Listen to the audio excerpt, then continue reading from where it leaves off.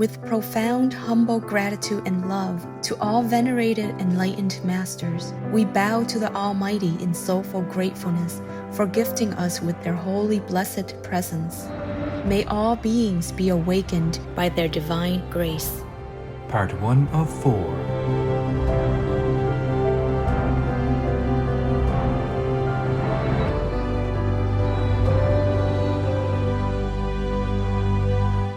Etc.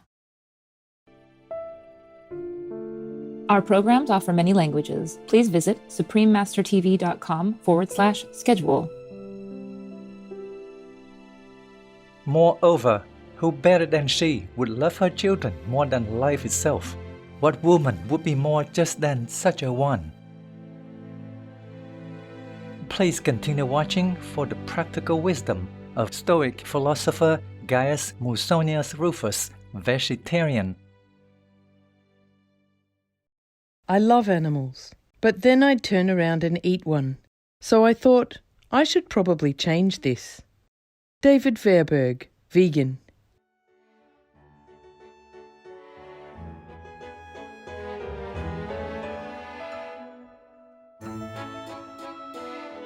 When traveling through the magnificent Swiss Alps, greet the friendly locals with a cheerful Grüezi, which means hello in Swiss German, one of the many languages spoken in Switzerland. I'm Conrad.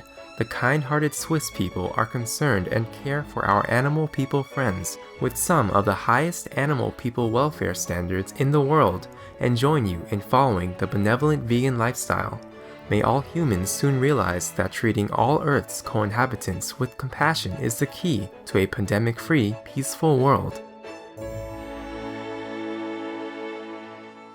Welcome to Everyone Should Learn Virtue from the teachings of Musonius Rufus, vegetarian, part 1 of 2 on words of wisdom. Gaius Musonius Rufus was one of the great Stoic philosophers of the Roman Empire. He lived in the 1st century CE and was born in Volsini, an ancient city of Etruria which is now part of present-day Italy. His philosophy focused on the study and practice of virtue. He believed that everyone is capable of being virtuous. However, people who had not learned the skills of ethical living could not be expected to live without error. Thus, he lived and promoted a simple and frugal lifestyle, which included the learning of self-control, modesty, courage, and benevolence. He was a vegetarian and taught that being mindful of one's diet was a vital virtue. His students included Roman noblemen, senators, and future philosophers. In the years following, his wisdom continued to have an impact on later Stoic philosophy as well as early Christian moral thought. Epictetus, another great Stoic philosopher, was his most notable student, whose principles were deeply influenced by his mentor. Although the works of Gaius Musonius Rufus are mentioned in the writings of Epictetus, most have been lost through time. However, his philosophical teachings in the form of aphoristic sayings and discourses were preserved by his students. This was later translated and included in Cora E. Lutz's book, Musonius Rufus, the Roman Socrates. Today, it is a delight to present the discourses entitled, That Women Too Should Study Philosophy, and Should Daughters Receive the Same Educations as Sons, where the wise philosopher encourages everyone to study the practice of virtue. That women too should study philosophy. When someone asked him if women too should study philosophy, he began to discourse on the theme that they should, in somewhat the following manner. Women as well as men, he said, have received from the gods the gift of reason, which we use in our dealings with one another, and by which we judge whether a thing is good or bad, right or wrong. Likewise, the female has the same senses as the male, namely sight, hearing, smell, and the others. Also, both have the same parts of the body, and one has nothing more than the other.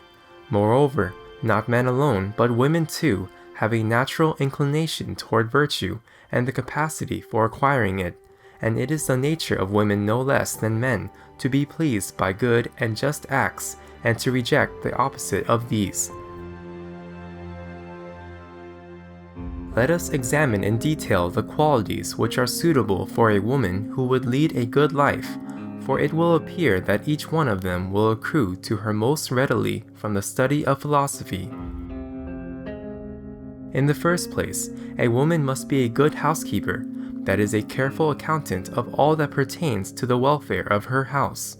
It is my contention that these are the very qualities which would be present particularly in the woman who studies philosophy, since obviously each of them is a part of life, and philosophy is nothing other than knowledge about life, and the philosopher, as Socrates said, quoting Homer, is constantly engaged in investigating precisely this: whatsoever of good and of evil is formed in thy halls.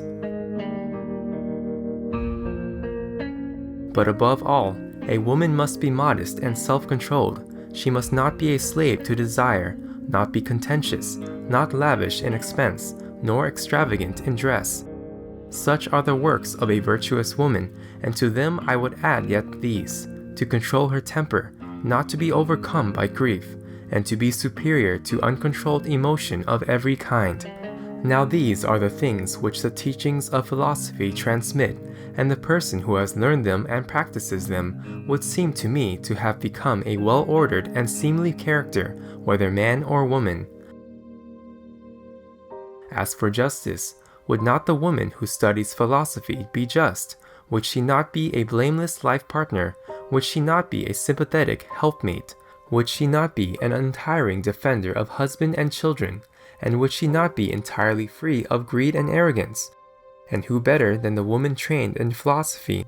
And she certainly of necessity, if she has really acquired philosophy, would be disposed to look upon doing a wrong as worse than suffering one, as much worse as it is the baser, and to regard being worse off as better than gaining an unjust advantage. Moreover, who better than she would love her children more than life itself? What woman would be more just than such a one? Now as for courage, certainly it is to be expected that the educated woman will be more courageous than the uneducated, and one who has studied philosophy than one who has not, and she will not therefore submit to anything shameful because of fear of death or unwillingness to face hardship, and she will not be intimidated by anyone because he is of noble birth, or powerful, or wealthy, no, not even if he be the tyrant of her city. For in fact, she has schooled herself to be high-minded, and to think of death not as an evil, and life not as a good, and likewise not to shun hardship, and never for a moment to seek ease and indolence. So it is that such a woman is likely to be energetic, strong to endure pain, prepared to nourish her children at her own breast, and to serve her husband with her own hands. Would not such a woman be a great help to the man who married her, and a good example for all who know her? Should daughters receive the same education as sons? Once, when the question arose as to whether or not sons and daughters ought to be given the same education, he remarked that trainers of horses and dogs make no distinction in the training of the male and the female. In the case of humans, however, it would seem to be felt necessary to employ some special and exceptional training and education for males over females, as if it were not essential that the same virtues should be present in both alike, in man and woman, or as if it were possible to arrive at the same virtues, not through the same, but through different instruction. And yet, that there is not one set of virtues for a man and another for a woman is easy to perceive. In the first place, a man must have understanding, and so must a woman, or what pray would be the use of a foolish man or woman? Then it is essential for one no less than the other to live justly.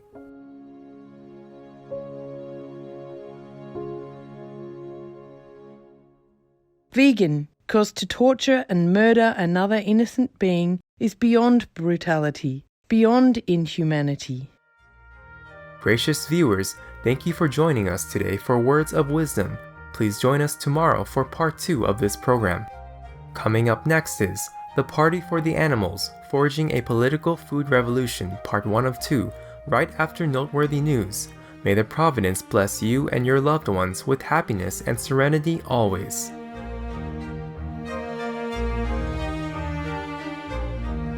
Our programs offer many languages. Please visit suprememastertv.com/schedule and suprememastertv.com/WOW. Nos programmes offrent plusieurs langues. Veuillez visiter suprememastertv.com/schedule et suprememastertv.com/WOW. Nuestros programas ofrecen varios idiomas. Visiten suprememastertv.com/schedule y suprememastertv.com/WOW. Nossos programas oferecem vários idiomas. Acesse suprememastertv.com/schedule e suprememastertv.com/WOW.